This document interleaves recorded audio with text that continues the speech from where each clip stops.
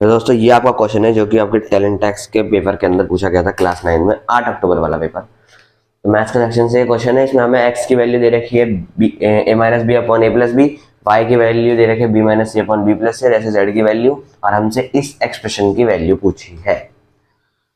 तो हमें एक्स दिख रहा है यहाँ पे ए minus B upon A plus B. तो हम क्या करते हैं, वन प्लस एक्स की वैल्यू निकालते हैं। तो वन प्लस एक्स की वैल्यू जो निकालेंगे अपन, तो वो बन जाएगी वन प्लस यही ए minus B upon A plus B.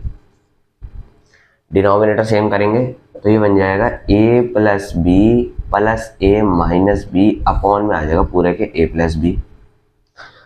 ऊपर से हम minus B plus B cancel, तो बन जाएगा two A upon A plus B.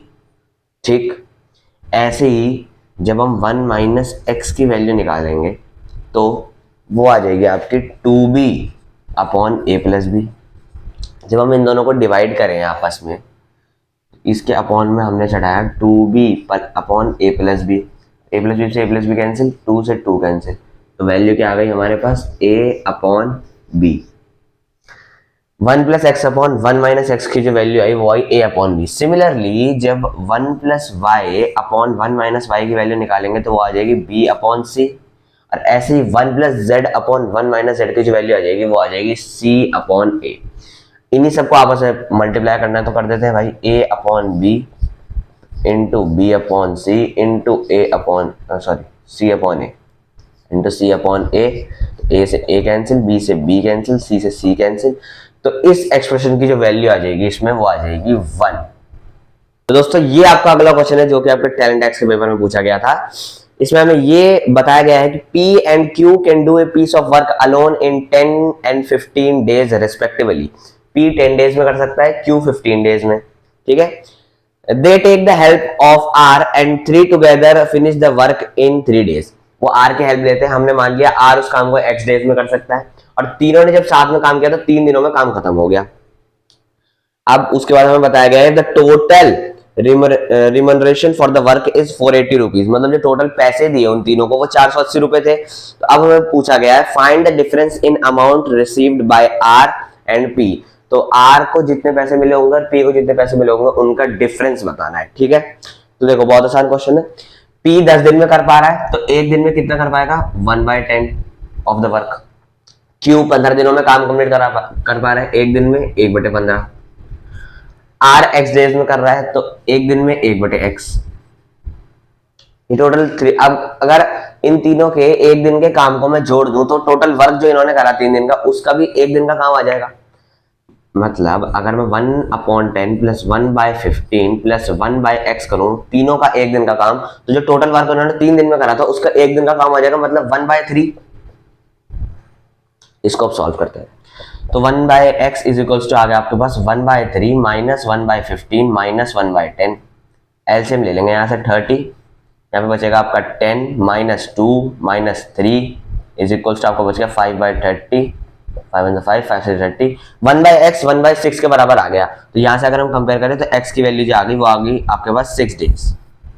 मतलब R जो है वो उस काम को अब हम लिख सकते हैं कि 6 डेज में कर रहा है तो उसका एक दिन का काम हो जाएगा 1/6। अब किसी भी बंदे को अगर पैसे मिलते हैं तो उसके काम के बेसिस पे मिलते हैं।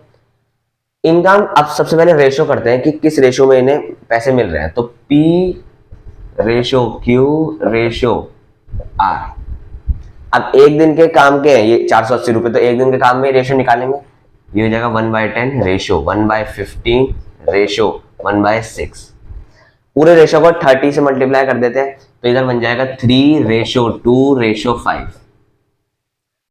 अब ये तो रेशो है, हमें इनकी एक्चुअल वैल्यू चाहिए तो हम x सब में मल्टीप्लाई कर देते हैं। तो मतलब p को जो पैसे मिले वो थे 3x, q को जो पैसे मिले वो थे 2x, और r को जो पैसे मिले वो थे 5x। ठीक, और टोटल पैसे 480 है, तो मतलब 5x plus 3x plus 2x is equals to 480। यहां से आपके पास जो x की वैल्यू आ गई वो आ गई आपके पास 48 रुपीज। लेकिन हमसे पूछा गया था कि r और p के वेजेस में डिफरेंस कितना है।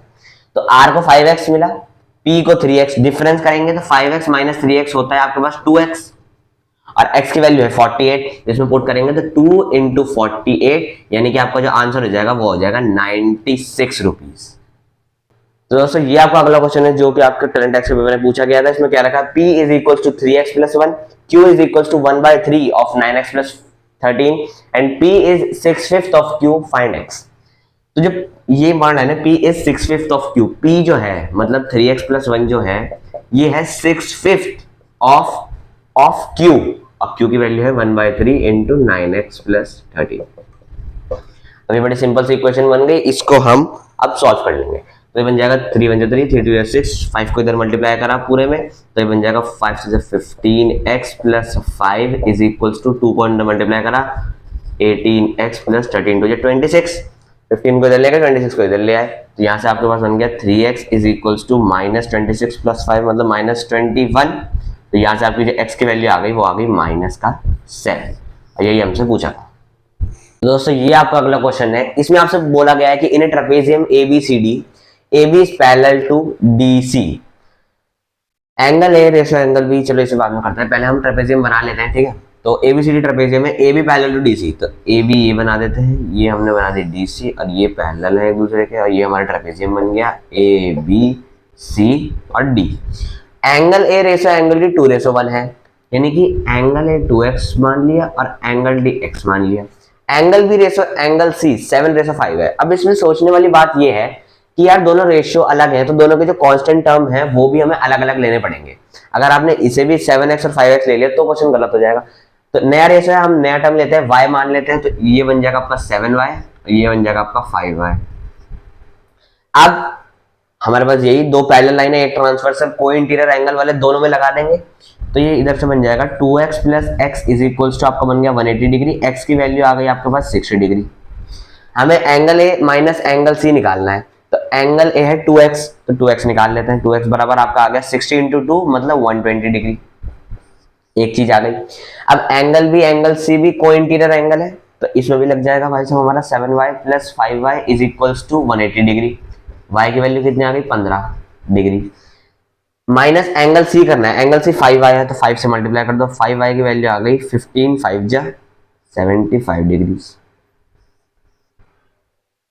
अब 120 डिग्री माइनस 75 डिग्री, तो आपकी जो इस angle A minus angle C की जो वैल्यू आ जाएगी वो आ जाएगी आपके पास 45 डिग्री, इन दोनों को माइनस करके। तो दोस्तों ये आपका अगला क्वेश्चन है जो कि आपसे पूछा गया था। इसमें हमें दे रखा है PA is parallel to QC, PA QC के पैरेलल है, find the value of x। अब इसमें हमें x की वैल्यू निकालनी है, ये 100 ये 30, तो x बताओ।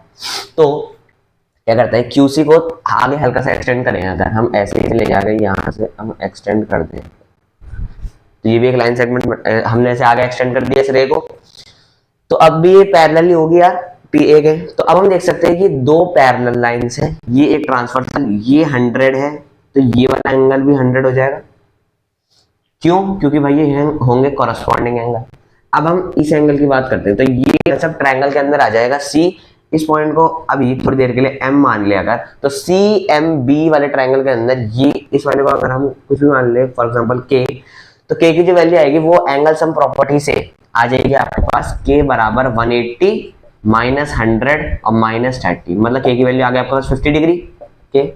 K और X जो है वो लीनियर पेयर के अंदर आ रहे हैं, तो यानी कि यहाँ से हमारा X प्लस K की वैल्यू कितनी आ जाएगी 180 डिग्री, K की वैल्यू 50 है, पुट करेंगे तो x की वैल्यू हमारे पास आ जाएगी 130 डिग्रीज। दोस्तों ये आपका अगला क्वेश्चन है जो कि आप पे पूछा गया था।